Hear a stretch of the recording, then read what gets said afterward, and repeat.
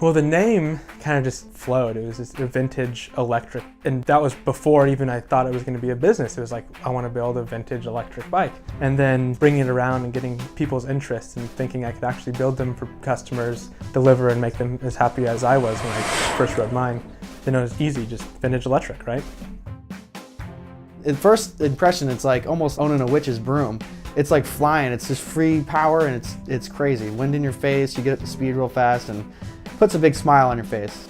The approach that we've taken with vintage electric is to create an item that gets people out of their cars and allows them to feel the freedom of their first bicycle, leaving your parents' house and riding around the block, but it brings it to an older generation where people can hop on a bike, go down to the coffee shop, meet up with their friends, you can ride 30, 35 miles per charge. It's really a great commuter. You can ride to work. It only takes an hour and a half to recharge when you get there, and then ride right back home.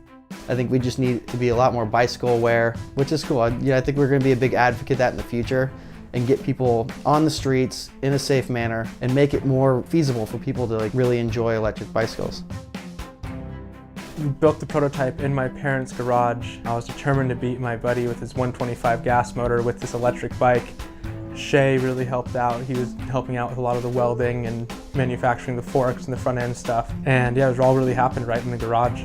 Me and Andrew teamed up. So I ended up moving all of my tools, all my motorcycle stuff, all my fabrication stuff into this spot with him, and he was gonna do the design side. And then the bike thing kind of took off. So now it's kind of all melded into one little piece, and we use my shop and the design studio and everything to make a good team where we can all be creative, let ideas flow, and we can build cool stuff. I started this thing off wanting to design bikes, and that's really what I feel that I'm good at. This team is kind of gathered around me to pick up all the pieces that I leave in the wake behind me all day long, shipping and handling, making sure that new models can be engineered to perfection and actually work. It's one thing to draw it on a piece of paper and say, this is what I want it to look like, but people from our team step up and they make that a reality. It's cool to see something being up on the wall that I've just welded 2 days later being back in a rolling chassis, with a crazy color combo, or it's some sort of weird anodizing going on. Things are really rolling over here, and it's cool to come in every other day and see how much change has happened. To put your time and energy into something that has a lot of emotion involved in it, and to see it given back with the success of being in Wired magazine and BBC website, it's cool to see all that pan out from this little idea that has risen, and I think that the team we have here, we're all on board to really see our goals and our dreams achieved. The main thing here is we want to bring back that technology and that kind of innovation that's happening in the electric industry and throw it back into the bicycle. So we came up with this heat sink aluminum box that went in there, and everything else from there was kind of fit and finish. We spent a lot of time looming each wire so that it had a nice little finished piece to it. And I think just building longevity into the product and showing that the fine details are the most important part to us, like the leather and all the ties and all the wire routing has all been thought out.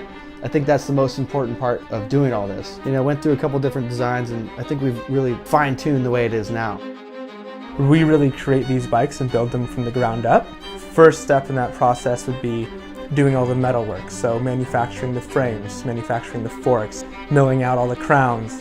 As soon as that's done, everything gets shipped off to powder coat, and then once it's powder coated, everything comes back, final assembly, gets put together, tested, gone through a whole series of tests, make sure everyone's perfect for the customer, and then out the door it goes. I think the coolest feeling of doing this whole vintage electric is dropping a bike off, and then you hand it off, it's your baby, it's been in the shop, you've seen it, oh, this color is so great. Then you give it to the customer, they're happy, and that email you get 1 month or 2 months later of how happy they are and the way it's worked and the way it's changed their lives allowed them to go out and do more things. What we want to draw on is we want to have a quality product that lasts, that is a strong piece that can fall off the back of your truck and you can get it fixed, You're not just going to break all the plastic apart and be like, that's a piece of junk. We want it to be reliable, we want it to be strong, we want it to be something that you're going to cherish for a long period of time. The idea of going back to building and creating products that are meant to last, something you can pass down to the next generation. You look at even a toaster that my grandma's had for the last 60 years. It was designed so well, it looks great, and it still works. I think the whole idea of planned obsolescence is total bullshit.